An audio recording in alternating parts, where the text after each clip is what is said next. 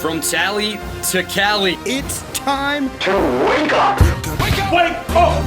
Warchant.com is your ultimate Seminole sports source. And this is Wake Up Warchant, presented by Vitamin Energy. The vitamins. Energy. Now here's Warchant.com's Azan Hajavandi and Corey Clark. When they gave you my heart, probably still would. When I can't get no drink, I don't feel good. Been all over the world, but I'm still hood. Wake up! Wake Up Warchant, presented by Vitamin Energy. Coming up on today's show, it's game week after all.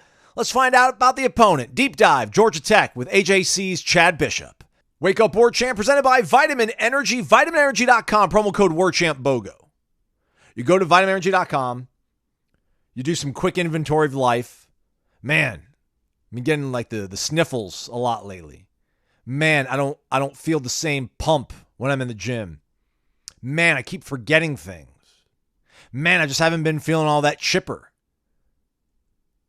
Do some inventory. Figure it out. Vitamin Energy will help. Focus Plus, Mood Plus, Workout Plus, Immune Plus. They're all available. They're all available in the variety pack. Buy one of those. You can get another one for free when you use the promo code WarChampBOGO. Clinically tested, clinically proven. Vitamin Energy.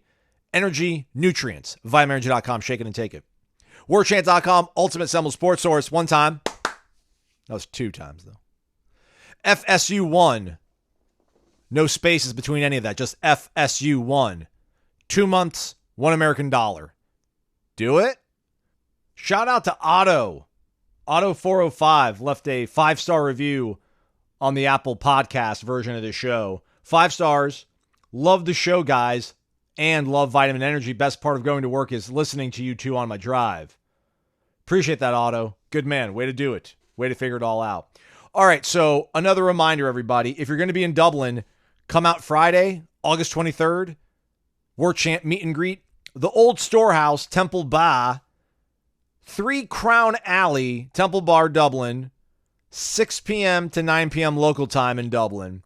There will actually, I think there's going to be a live Cameron show going down from 6 to 8. So come check out Tom and Jeff in the flesh doing the thing. Ira, myself, Gene Williams, Corey Clark, obviously. Hands, putting palm to flesh, putting flesh to the palm, whatever, shaking hands, kissing babies, hanging out with all of our Noles. So come do that. Hang out with us.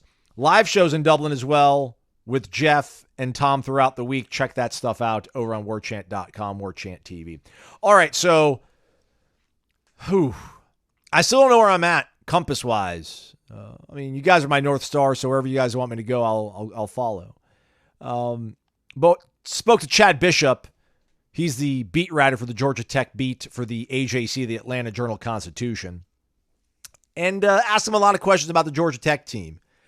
I feel good about it. Still feel good about the Noles.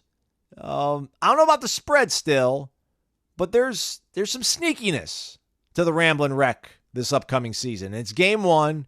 Weird things can happen. Still like Florida State's chances. Think the coaching edge is decidedly in their advantage. Special teams decidedly in Florida State's advantage. But we'll talk about that stuff later on in the week, I'm sure. Now, though, here's Chad Bishop from the AJC. We do a deep dive on Georgia Tech. Buckle up, everybody. Let's talk about Georgia Tech. For that, we bring in Chad Bishop, Mr. Chad Bishop on the Twitter machine, everybody. Good Twitter handle, by the way. Chad, thanks for taking the time out, man. How's life in the A right now?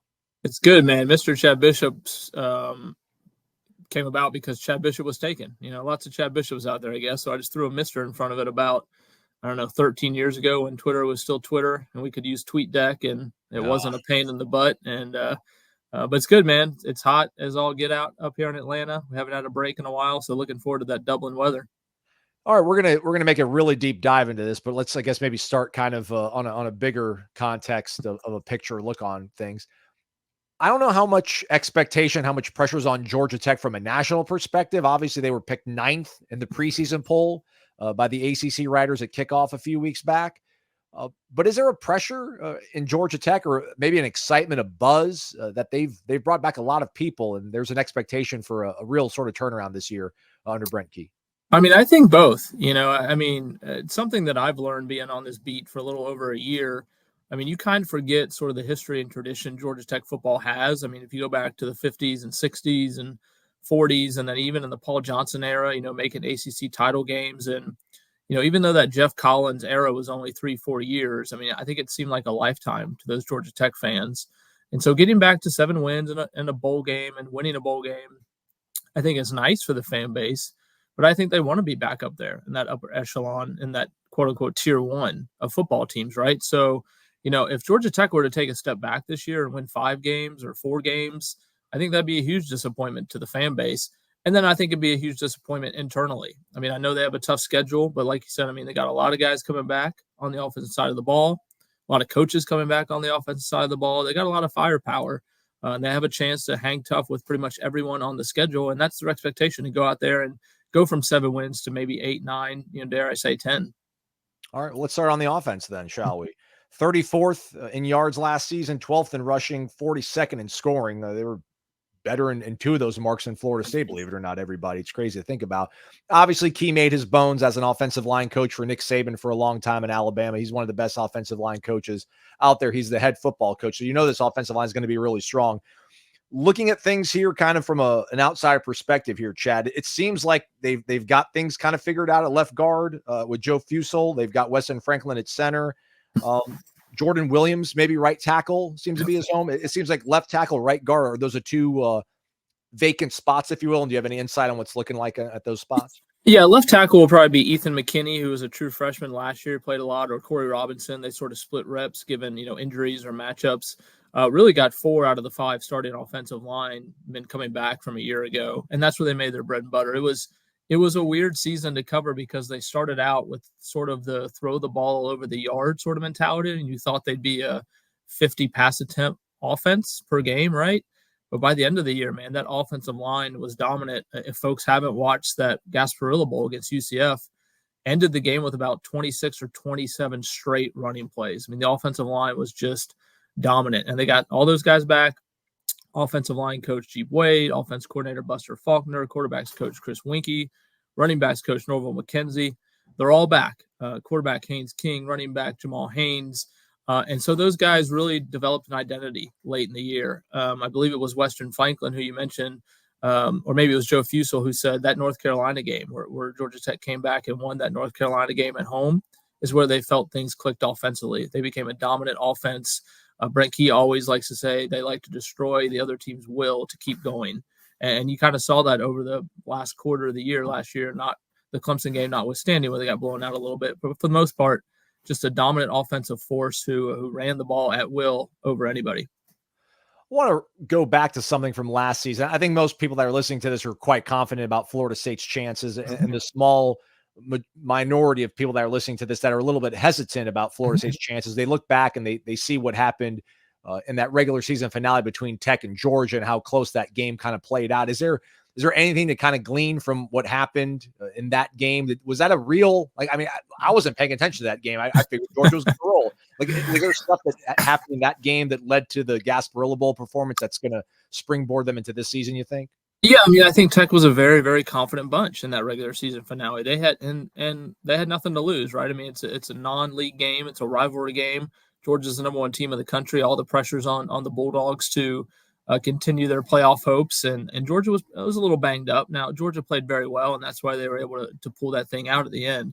But I think it gave Georgia Tech hope in the sense that, all right, we're not 30 points worse than Georgia. We can play with those guys.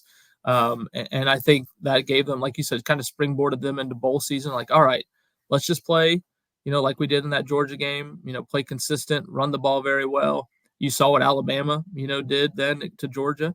And I really throw that Georgia FSU bowl game out the window, right? I think a lot of people do. I don't think that one really counts, right? So, but I think Georgia Tech looks at the Georgia game, that North Carolina game, the bowl game, sort of the end of the year is the way they want to play football. And like we said, with all those pieces coming back now, they think they can go out and do it again consistently in 2024. All right, let's talk about the Haynes backfield. Jamal Haynes, the real sort of revelation for Georgia Tech, for the ACC, heck, maybe even the country last year. Is this true, Chad? He was a wide receiver up until preseason camp last year, and then he ends up starting like 10 games and runs for over 1,000 yards last year? That's right. And, I think the story goes, it was actually in the spring of 23 where they approached him with the idea. Now, he didn't make the switch, but they said, hey, man, our wide receiver room is loaded, and you're a young kid, and you're probably not going to get a lot of touches, and we're kind of thin at running back. And being the team player he is, he said sure. And he was kind of an all-purpose back out of Grayson High School in Georgia, did a little bit of everything, but nobody expected him to have a breakout 1,000-yard season like he did. I believe the first 1,000-yard running back for Georgia Tech since 2017 when everybody did it in the option era. Right. But yeah, just and it's interesting because the kid isn't the biggest. I dare say he's not the fastest running back in the league, but he runs really, really hard, and he stays healthy and he stays upright. And he can catch the ball in the backfield. He can return some kicks. So they're really going to rely on him this year to run the ball because he had a big-time season last year, a real high-character kid, leader in the locker room. So I know all the attention's on Haynes King, quarterback, but they got a good one at Jamal Haynes at running back as well. Yeah, man, he looks like what do they call it, bowling ball of butcher knives or whatever. He's like 5'9", a little bit over 200 pounds. Yeah. Maybe not for Florida State fans, but he's going to be a fun guy to probably watch this coming season. Is he the bell cow for sure? Or do they do a pretty good job of limiting his reps and spreading it out in the backfield? It's funny. I asked Brent Key after the last scrimmage that they had about that, and he said if it was up to Jamal, he'd take the ball every single down. He's the Energizer Bunny. He keeps going. But I think it'd be smart, right? It would behoove Georgia Tech to give some other guys some carries. Trey Cooley is the backup. He played at Louisville for a few seasons, was the backup last year at Tech, and will be the backup again this year. Then after that, it's kind of shrug your shoulders because there's some freshmen, some guys who really haven't got a lot of touches. So I think that's key, developing depth there for Tech, because if Jamal Haynes has the flu or sprains an ankle, who's going to be the guy to run that ball? But like we said, behind that offensive line, maybe it doesn't matter because maybe they'll be good enough to pave the way for whoever's back there. I'm an 80s guy. I'm feeding my running back 25, 30 times. I don't need to keep his legs fresh. He's got yeah. And so is Jamal. I mean, Jamal would take the ball 50 times a game if he wanted to, but like Florida State, Georgia Tech's got a long season, right? I mean, this thing's starting in late August and it's going to go 4 or 5, maybe even 6 months for some teams. I do think they have to be smart with how many times he gets the ball. All right, the other Haynes King, the quarterback, obviously was at Texas A&M. True story. Apparently, he got offered by Mike Norvell, I think his junior year of high school. Yep. I think before he actually ended up winning the state championship for his high school. That's when Norvell was over in Memphis.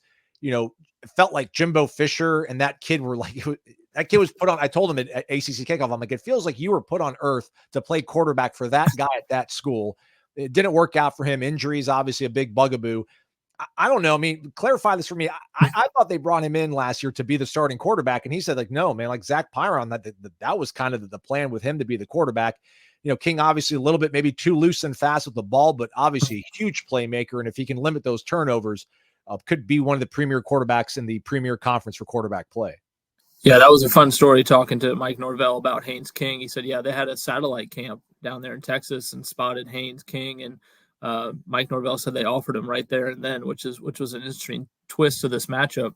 But yeah, Haynes came to Atlanta from Texas A&M, and I'm sure there was not necessarily promises made that he would be the starter, but I think he knew he would compete for that starting job. But a lot of us around camp thought it would be Zach Pyron. He played in 2022. Didn't look that great though, Chad. He didn't look that great. He didn't. But I think there was sort of an emotional spark from Zach Pyron. He's sort of a real likable quarterback and has some tools, and given that he was a returning name and Haynes King was a newcomer, I don't think anybody was really sure, but Haynes King took that thing by the reins and has never looked back.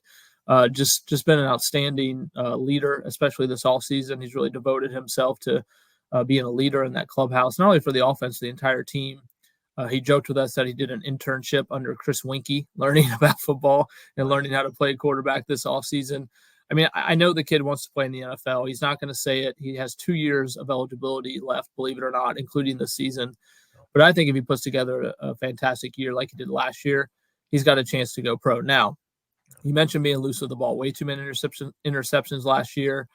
He's been compared to Brett Favre, right, which is kind of dicey. Like, that's exciting, but sometimes it comes with a lot of turnovers. So he needs to cut down on those turnovers. Not all were his fault, but they still go in the column under his name. So if he can raise that completion percentage and cut down those turnovers, he's going to have a really, really big year. Yeah, he threw an interception in all but 4 games last year and actually had 4 games where he had multiple interceptions. Yeah. The flip side of that coin, though, is that he ran for a touchdown in 8 of the 13 games. He had more passing touchdowns than Drake May and Jordan Travis, which is crazy to go back and look at these things. Do you have a sense at all? I mean, I'm sure they're going to say all the right things, but do you have a sense that he has tightened up maybe or at least buckled down on ball control and really valuing the importance of keeping the ball. Because I feel, Brent Key, obviously his offensive line acumen and background, he's probably telling I don't know how much you can tell Haynes to not be that natural playmaker. Don't turn the ball over. We'll win games. Do you have a sense that he's kind of really embraced that and knows that's the linchpin to their success this year, most likely?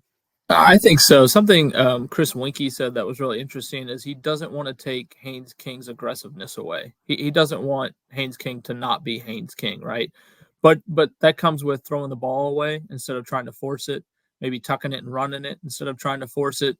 Again, as a quarterback, sometimes those balls get tipped or the DB play, makes a top 10 Sports Center interception. So sometimes those things happen. But yeah, I think it has been a point of emphasis of being more careful with that football, making much better decisions, and that in turn will lead to more wins for the Yellow Jackets, which Haynes King said that's all he really wants. All right, receiving core, correct me if I'm wrong. I think I counted something like they returned 23 of the 27 touchdowns that were accounted for last season. Eric Singleton, Malik Rutherford, Christian Leary, their top 3 receivers all back. Florida State does not have that luxury. Just they're a different kind of body type, I guess, and that's been quibbled about a lot in Florida State circles, that they don't have that big body wide receiver that they've had in years past. But Tech's got it done with a bunch of guys that are under 6 foot, it seems like. Just how talented are those guys, and how much positive sort of reinforcement have you heard about their play this preseason? Yeah, I'm not sure any of those Tech wide receivers may, I don't even know if, they'll go drafted outside of maybe Eric Singleton. Maybe they'll, fall to the late rounds or maybe get picked up as an undrafted free agent. But collectively, right, a very, very good, solid group. Chase Lane, Christian Leary, Eric Singleton, Malik Rutherford. You can just look at Georgia Tech's transfer portal. They didn't go out and get any wide receivers because they knew they had all these guys coming back. They signed a few, right, out of high school. But they got some good ones. Eric Singleton is the fastest guy out there. He's also on the Georgia Tech track team, had a breakout freshman year. So the question is, how can he replicate that as a sophomore and avoid the sophomore slump? Malik Rutherford, a guy from Miami, is very, very secure in catching the ball. A lot of these guys are not going to, quote unquote, burn you down the field, right? But they're going to make catches. And it gives Haynes King all that more confidence because he played with all these guys last year. So he can throw it up and he knows they're going to go get it. It's going to be a receiver by committee in the sense that they got a lot of guys to throw the ball to. And I think that's sort of how this offense operates. They like to get a lot of people touches, a lot of different people touches. Buster Faulkner does a great job of doing that, motioning, mixing and matching, and taking advantage of mismatches on the defensive end. And that's really exposed in that wide receiver core. Singleton had 714 yards. Rutherford had 46 catches. Leary had 25 for 309. How about tight end Brett Seither? Was that just a weird day against North Carolina where he caught 2 touchdowns? He had 4 last year, which apparently first tight end since 2003 to have multiple touchdowns in a single season for Georgia Tech. And my game notes don't lead me astray. He's from Clearwater, was at Georgia, and then now at Georgia Tech. Is that a weapon that could possibly bud for Faulkner in this offense this season? It could be. It's funny. I think he had 7 catches on the season and 4 went for a touchdown. So that's living right there as a tight end, right? I don't know. I think it's interesting the way Georgia Tech uses its tight ends. I mean, last year they didn't necessarily have a star, quote unquote, tight end. They use so many in that offense. Buster Faulkner alluded to maybe using 4 tight ends at once in certain formations. That's why they went out and got Rylan Godey from Mississippi State. Jackson Halls from Yale, of all places, Josh Beadham from Michigan, and signed a few out of high school as well. So, again, it's not necessarily a by committee thing, but I think they count on their tight ends a little bit more to block first, then go out and catch some passes. And then just when you think they're not going to catch that pass, a guy like Brett Seither turns up in the end zone and catches 4 of them for the year. So they're going to be weapons. They're going to be dangerous. I don't think they'll be the primary weapon in this offense. But they got some good ones to go out there and throw the ball up to if they need to. I also had a star by the name of Abdul Jannah, 6'3", kind of a bigger body, a little more angular guy. Is he a potential breakout candidate for the offense, you think? Or could be, or in special teams, a guy who showed up a little bit in special teams last year as well, and came from the FCS level a couple years ago as a transfer. I don't know if breakout is the term, but again, another guy who any given Saturday, if you leave him open or focus on one of these other wide receivers, he's definitely a guy that can burn you. Because again, it's another year in this system. A returning player who made some plays last year definitely has a chance to do it again in 2024. All right, so this team sounds really, really good, everybody. Tip your cap to them. Then we flip the other side of the coin. We start talking about the defense. Yeah, and then you don't have to talk about the other side of the ball, right? The Corner Pocket Bar and Grill, Tallahassee, Florida, cptallybar.com, the website, 2475 Appalachia Parkway. That is the physical address over at the Corner Pocket Bar and Grill. If you're not going to be in Dublin, it's okay. Better food awaits you at the Corner Pocket Bar and Grill. Go check it out. Take advantage of the daily lunch specials from 11 a.m. to 3 p.m. for only $8.99 Monday through Friday, unless it's Tuesday, which it's Taco Tuesday all day. Hard or soft shell, beef or chicken tacos. And don't forget happy hour weekdays from 4 to 7, happy hours, and then 11 o'clock to close on weekdays. Man, that's crazy. So happy hour 4 to 7, and then 11 to close, and then all day Sunday. They're just giving it away for free over the Corner Pocket Bar and Grill. Go check it out. 2475 Appalachia Parkway, cptallybar.com, the Corner Pocket Bar and Grill. So Georgia Tech ranked 55th in the portal according to On3. A lot of that is obviously the amount of guys they lost, the amount of guys they brought in. They had 26 guys leave. They brought 15 in. Several guys on the defensive side of the ball. And you talked about they bring back all these playmakers on offense, all those coaches. There was a bit of a shakeup on the defensive side, bringing in Tyler Santucci, who was with Mike Elko for a long time. So Florida State fans will be pretty aware of what he possesses. But do you think the glaring weakness, obviously the rushing defense last year, they were 120th in total defense, 128th in rushing defense. Did they get options to plug in those problems, or do you think they found solutions going to the transfer portal and getting guys like whether it's a Jordan Vandenberg from Penn State or Thomas Gore from from Miami, rather? Yeah, I think it's pretty clear going into this offseason what needed to happen for Georgia Tech football, and that was a shakeup defensively. And Brett Key, to his credit, did that. He brought in a new defensive coordinator, new linebackers coach, new defensive line coach, new defensive backs coach. You mentioned some of the guys up front, but they also got Warren Burrell out of Tennessee, who's sort of a shutdown cornerback. Got some guys at linebacker. I mean, it's going to be a whole new look defense, maybe not schematically, but definitely in mindset and the way they play. The last time we talked to Brent Key after a scrimmage, he said that defensive front was very, very impressive. They needed some depth there. I mean, they're just worn down and run over when it came to stopping the run. They couldn't do it, and they couldn't get after the quarterback as well. Romello Heights, another guy they brought in from USC to help rush the passer. So yeah, time will tell. I don't think any of us really know how that defense is going to be because they're playing against Georgia Tech's offense for the past 6-7 months. So how will they fare against someone in a different colored uniform? But they seem to be very confident. They brought in the right pieces, not only through the portal, but through high school recruiting as well, to go with some of the guys they brought back, that they can be that much better.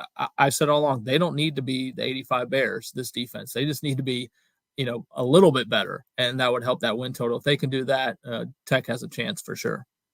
Yeah, credit to Key because, he hired, if I'm not mistaken, he that was one of his first hires, was bringing in Kevin Scherer as his defensive coordinator, made him co-coordinator, ends up, I think he got rid of Thacker midseason last year, if I'm not mistaken. Mm-hmm.